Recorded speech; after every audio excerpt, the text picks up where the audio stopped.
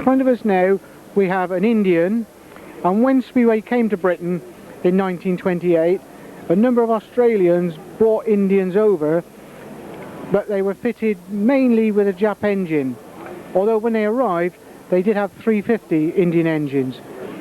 This is an exceptionally well restored machine which comes from the stable of Ian Patterson up in Scotland.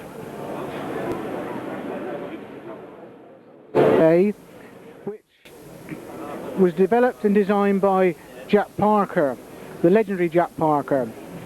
This particular machine was in fact the third largest selling Speedway machine in 1929.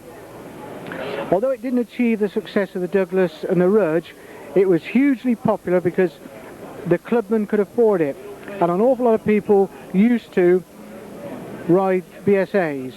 Again, an exceptionally well restored machine and owned by Ian Patterson up in Scotland. Late 1960s machine.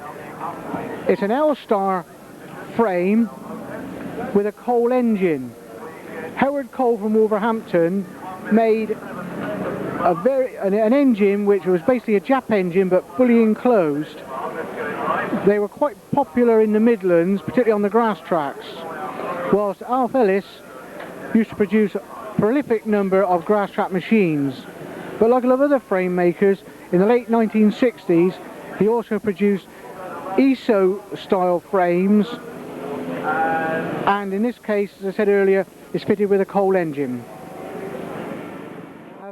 A Japanese KT engine. The late legendary promoter Johnny Hoskins actually brought over to Britain 6 of these KT engines, and it's very, very nice to see this one, which is owned by Mike Pierce from down in Winchester. They were not competitive with a Jap, but obviously when you look at the design it was based on a Jap, although it was an overhead cam as opposed to Jap being a push rod. To its right we have another KT engine, and this is a double overhead cam, and again, like the earlier engine, they were not competitive, so regrettably they never made a name on the world speedways. Last of the road tracks Japs, it is fitted with a 4-valve overhead cam Jap engine which looks very, very nice, but regrettably the money was not spent on development, so very few were ever made.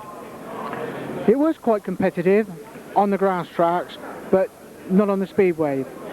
This is an exceptionally good model with correct in all details in terms of frame, tank and every other item.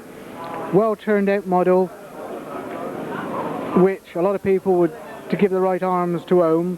In fact, only some half a dozen were built and survived. Yeah. Here we have a Douglas, and it's owned by Frank Clark. Again, it is as the Douglases left the works, very well prepared, and it's not been over restored. All the handlebars, all the controls are nickeled instead of chromed, and this particular machine has won a number of prizes because it is so original. Okay. Here we have a Rudge, and it's a Rudge 6-stud.